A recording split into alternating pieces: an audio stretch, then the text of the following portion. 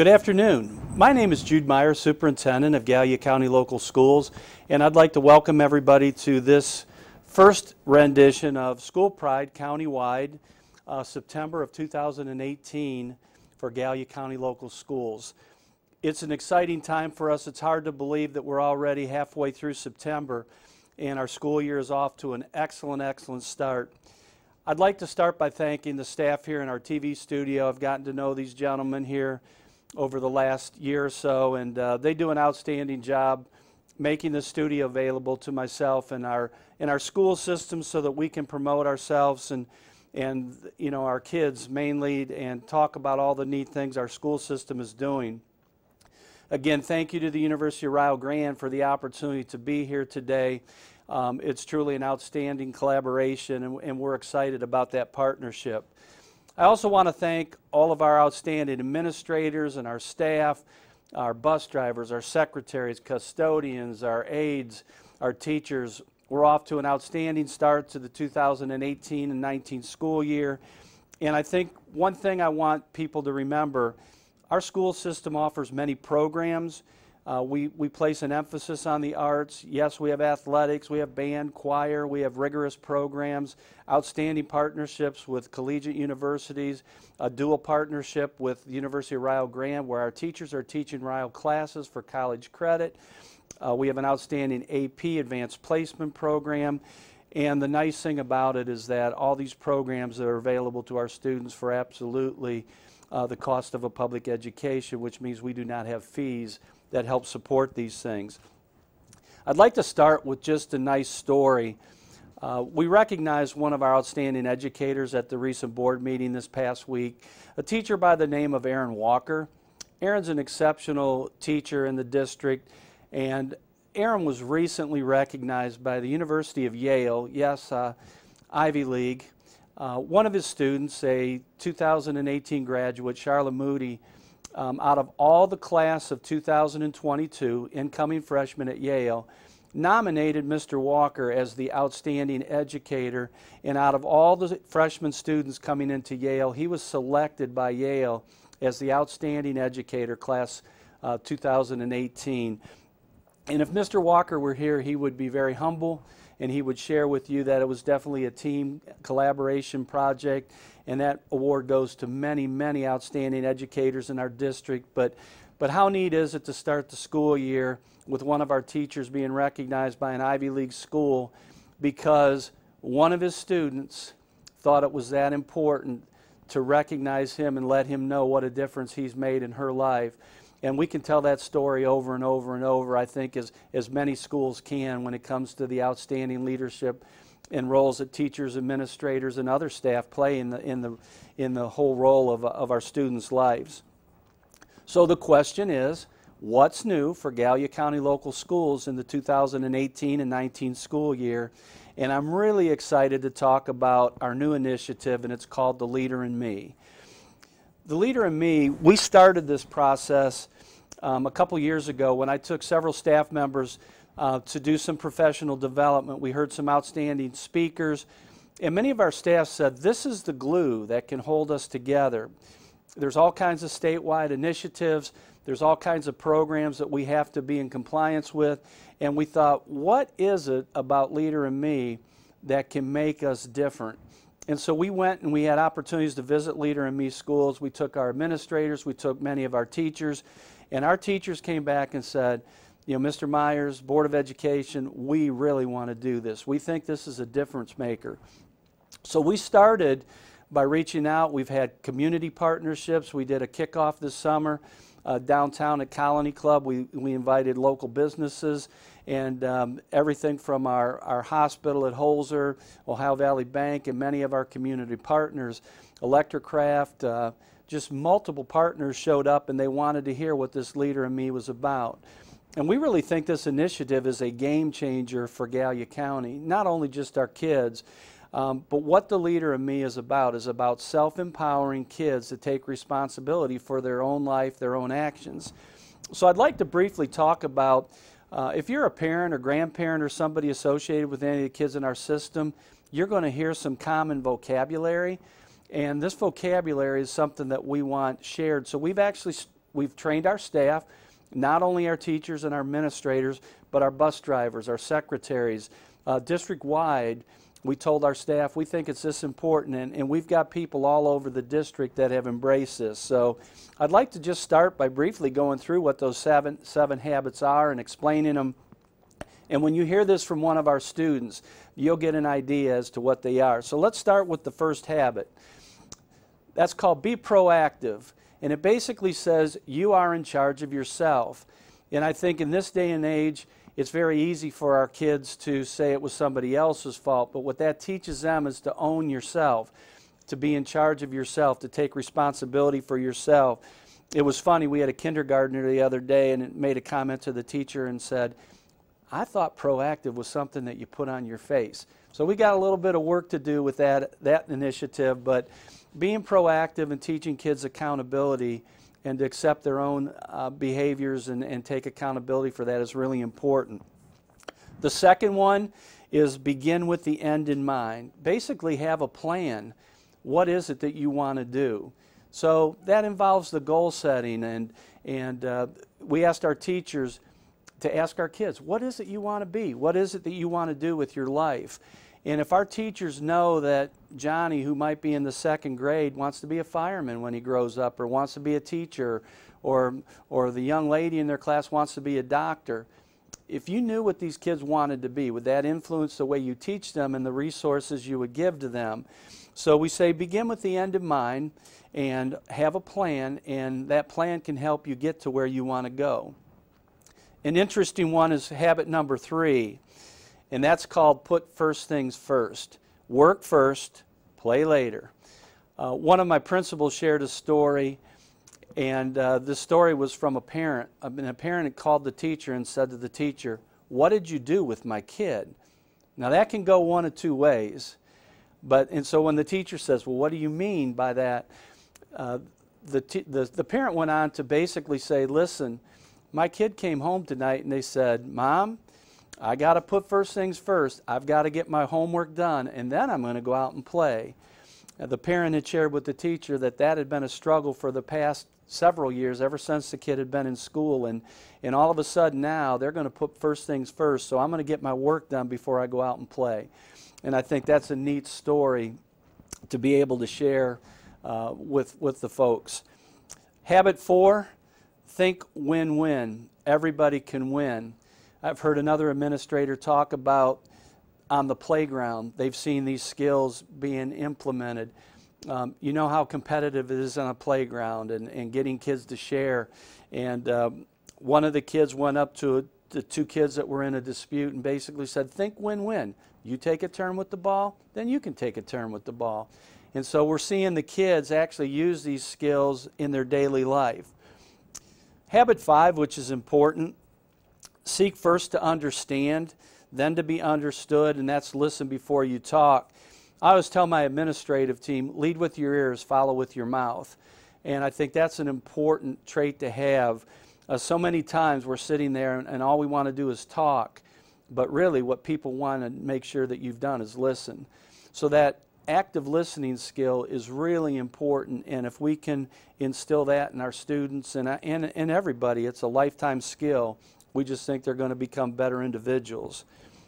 Habit 6, synergize. Doing things together is better. In our society today, we know that teamwork, everybody talks about teamwork, but really mastering teamwork is very difficult to do. So when you talk about synergize, that's ability to work together as a team and to problem solve and figure those things out. So we think that that's really important, and that's habit 6. And then the final habit is called sharpening the saw. Balance feels the best.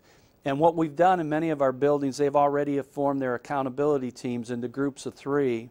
And that accountability, I heard one of my administrators talking the other day in a conversation about how long is it down your road? And they said about 4 miles. So 4 miles out, 4 miles back. What if you do the circle? Well, the circle's about a mile. And I asked her the other day, I said, what are you doing? And she said, I'm preparing to run a half marathon. And I thought, that's really cool. Well, sharpening the saw means taking care of yourself. So what can you do to make sure that you're nurturing those relationships, your own health, and your own life to make sure that you're in the best place possible to educate our kids. So when you put those 7 habits together, it's really a comprehensive program. You can see that it's a win-win for our community. When you talk to potential employers, these are the skills that they want those kids to have. And you'll see this last graphic, it talks about 21st century learning. And if you look at some of the skills that are covered in the Leader in Me initiative, leadership, citizenship, literacy, critical thinking, problem solving, decision making, just to, as you could see the graphic, creativity, diversity, collaboration, innovation. There's so many things on there. These are the things that are embedded in this program. So we feel if we can instill this in our kids from the time that they're in preschool and bring them all the way up, which by the way we've done the training and we've implemented Leader in Me in all of our schools from preschool all the way up through high school. We think that we can make a difference in this community and we can make a difference in Gallia County. So we're really, really excited about that initiative. And again, it's called the Leader in Me. And if you're associated with anybody from Gallia County Schools, I would encourage you to maybe have a conversation with that staff member or student and ask them what they've learned about that. And hopefully that message is getting out loud and clear. I'd like to kind of shift directions right now and kind of revisit something, but kind of bring us up to date. Back in 2016, we did a house build project, and basically what a house build project is, it's a permanent improvement project where you do some changes to your facilities. And I'd like to thank the board at that time and the board that continues to support it at this time. It was a major endeavor by our district. And what that did, we worked on, the first phase of that was LED lighting district-wide. That means that all of our district lights are LED, which means they rarely ever have to be changed, that they basically have a 10-year lifespan, which is really nice for our custodians and things, but it also brings a brighter light. It's improved the lighting, the quality, and I've even heard teachers said it's made a difference in the classroom. The second part of that was an automation piece. And the automation piece, because our county is so big, when we have like weather cancellations and things, our maintenance people would have to drive around the district and then reset the thermometers and thermostats to a different temperature because nobody's in the building, and they would take that temperature lower. And so the automation piece allows us to control the climate. Well, that implementation, along with doing a few other things, has actually, we do that under the understanding that we are going to be saving cost and saving energy. And I'm really happy to show a graphic up here now. What I've been able to do is I've been able to take a comparison of just a few of our buildings in the district. But if you look at the graphic, it talks about 2015, in 2016 when we implemented the lighting program, in 2017 when automation came in, and then in 2018 we added solar to 4 of our campuses. And I think it's really, really exciting and interesting that if you go back before we did any house build project, at this time of the year, and I'm talking the time frame between August to mid-September, the electric bill at Hand and Trace was roughly a little bit over $6,000. Then we implemented the lighting. It went to about $54,500. Then we went to the automation piece. It went to $4,400. And as you can see, we did not do a solar project at Hand and Trace. But when you move to Ataville, Ataville's electric bill for that month back in 2015 was $7,300. After lighting, it decreased to $4,400. After automation to $3,600. And if you look at now that we implemented the solar, because Ataville is one of our 4 solar sites, our bill from August to September, and any of you that have a memory that can go back a month knows that this has been the very hottest time of our year, that the extreme temperatures, our bill was only $607. That is roughly, over $6,500 in difference in our savings from where we were before the automation project to where we're at right now. The other exciting one is Southwestern. Started near $5,000. We did all that implementation, went to 38, which was $1,000. Our last bill at Southwestern was $298. I talked to one of my bus drivers, who's also our union president, and several others, and everybody made the comment. They said, holy cow, you're telling me the bill at Southwestern, that was less than my electric bill at home. So you can see the impact of solar that's had on the district, and the same can be said from our 2 River Valley sites. Also on the chart, if you look at South Gallia, the South Gallia electric bill going back to 15 was almost $11,000. Now we're at a point where that bill, and I haven't received the most recent bill, but back in 17 it went to $6,000. So as you can see by some of the numbers on there, the district is saving significant money, and part of that savings is going to paying for the LED and the automation piece. So we've actually done this really at no cost to the district, and it's going to save us additional money. Right now, the savings that we're seeing before we started the project are somewhere about around 40% savings over our bills before we did this project. So we're really excited about what that program has done. I'd like to shift gears again, and at this time I want to talk a little bit about a breakfast program, a breakfast grant that we received for South Gallia and River Valley. This grant is in the amount of $57,000, and what it does, it provides these grab-and-go breakfasts for our kids at both River Valley and South Gallia Middle School, River Valley, South Gallia High School. Walmart is the contributor to the grant, but it's also along with the Ohio Children's Hunger Alliance. It's also part of the National Association of Elementary School Principals, the National Education and Ohio Education Association, the National School Nutrition Foundation, and the Foundation of Ohio's Children's Hunger Alliance. Anybody that knows anything about junior high and high school kids, probably their 2 most major motivators are food and sleep. And so since we start the day pretty early in the morning, hunger is definitely an issue that we face in our school. We face poverty on a daily basis. As many people know, we're on a federally funded foods program because of poverty, and this is an additional grant that goes out to our kids in that opportunity. But what the grab and goes do is it allows them to grab something, milk, juice, whatever, a breakfast snack, take it right to their first period class. So these kids who really like to, if school starts at 7, they like to get there by about 6:59, because that sleep is important, and if they know that they can grab and go and take that right to their classroom, they're going to be a lot better off. And I think we all know if kids, they say breakfast is the most important meal of the day. We know if our kids are fed and that they have food, that they're going to perform better, and that's just a neat thing. And the other thing that I'm hearing from the buildings, our students are being very respectful. That trash is going into the trash cans. It's not ending up on the floor. So kudos to our staff and all the people that have been a partner to that. And I want to shout out to Laura Delaney. She is our food services director. She's taken over a food services program, has done an outstanding job, has helped maintain this grant so that we can make sure our kids eat every morning, every afternoon, you know, to make sure they have lunch. She's managed that program really well, and it was part of her initiative in reaching out that's allowed our kids to be a benefit of this grant. So kids have the opportunity now. They can come a little bit earlier. They can grab a hot breakfast if they want to go through the cafeteria line.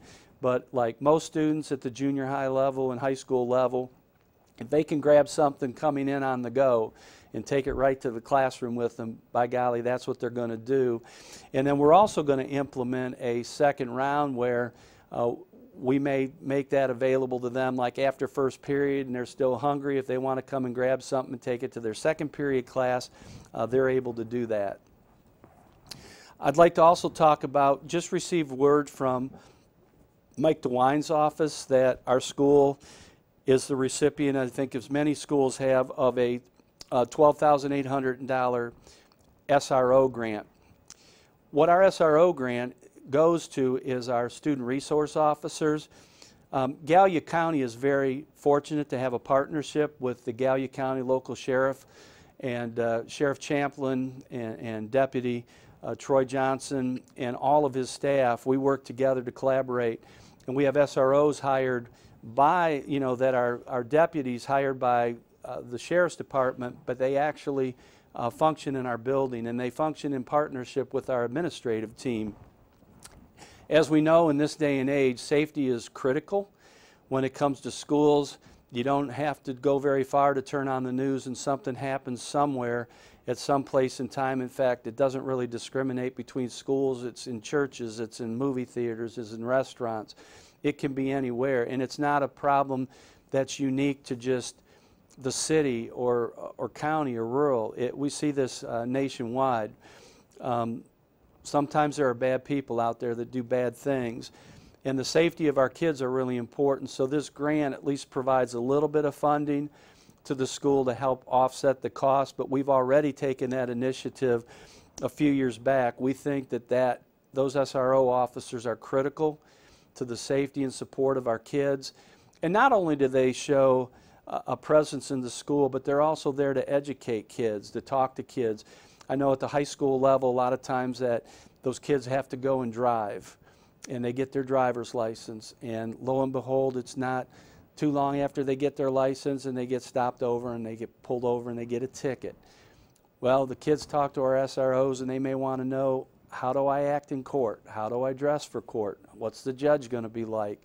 So our SROs not only serve as a presence, as a security person, but they also serve as an educator. And if you've had the opportunity to work with Scott Lear, who's down in the south end of the county, Jimmy Spears, who recently retired, by the way, congratulations to Jimmy on his retirement, and the other SROs that have served the north end, they do an exceptional job. And I know our kids look up to them. Sometimes you might see them directing traffic so that we can get our buses in and out and get our folks in and out, because obviously Route 160 is a busy route, but we're very thankful of our SRO officers, and we're very thankful of the state. And I know this was a conversation that Ryan Smith has had, and I'd like to thank Representative Ryan Smith. He knew that this was important, and I know the legislature knows it's important in providing some funding to schools so we can do everything we can to protect our kids. Also new this year, and since I'm here at the University of Rio Grande, is our Student Success Center. This is something new that we've launched this year. And basically, we have two programs that we are working with the University of Rio Grande on. One is a digital program where we currently house students in one of the buildings here, and we're educating about 90 students digitally with the Boys and Girls Center of Southeastern Ohio. So we've partnered with Mr. Burke and the Southeastern Ohio Boys and Girls Center. They receive our educational platform from us, and we have our own staff that works with their staff to make sure these kids are educated on a digital platform, but they are housed here on the University of Rio Grande's campus. We're also kicking off this year what we call our Student Success Center, and we've been able to partner with some community agencies for counseling components. So some of our students that may need a little extra attention have the opportunity to come here and work with special programs and community agencies. So we're actually looking to expand our program in Allen Hall, which is the old administrative building here, to run a comprehensive program that can reach kids on a digital platform. We take a very proactive approach to our students, that we understand not all students learn the same way. Some students have to learn differently. Not everybody's going to sit well in a seat and work with that time clock.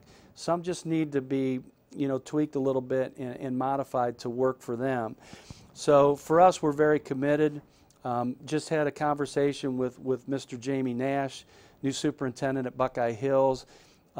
Really excited to be working with him with WorkKeys and other vocational aspects. So our goal is that every kid that leaves high school either comes out with a college prep track or they have a skill. The days of just having a diploma isn't going to get you very far. You better have a skill and be able to do something in the world and contribute, or you should go to college and get that college education, as many jobs require you to do. But making sure that our kids are prepared to have those skills is really important. So we're excited. Thank you to the University of Rio Grande, to their administration. We love our partnership. We love the fact that our kids are on their campus, and I think that's one of the major things that we're doing new this year. I also want to again thank the University of Rio Grande. We've got a great College Credit Plus program going on. Not only do we offer AP classes, and we've actually added some research classes to our students' schedule this year, but we have a partnership where our staff is certified by the University of Rio Grande, and they are teaching the University of Rio Grande classes in their classroom, and so the kids can receive university and college credit right at our high school. I think the thing with high school, many of our kids don't have vehicles and transportation, so the ability of our kids to be able to take college courses in high school, which is provided under the law, but to do it with some of their own teachers, but promoting the rigor of the college coursework is really second to none. And Rio has been phenomenal in working to certify our teachers and staff so that these kids have this opportunity to be able to do some outstanding things. So they can take the AP courses and take the AP test and test into different universities with accumulated credit, or they can take it as a College Credit Plus option with their teachers, or of course they have the off-campus option to come here as well.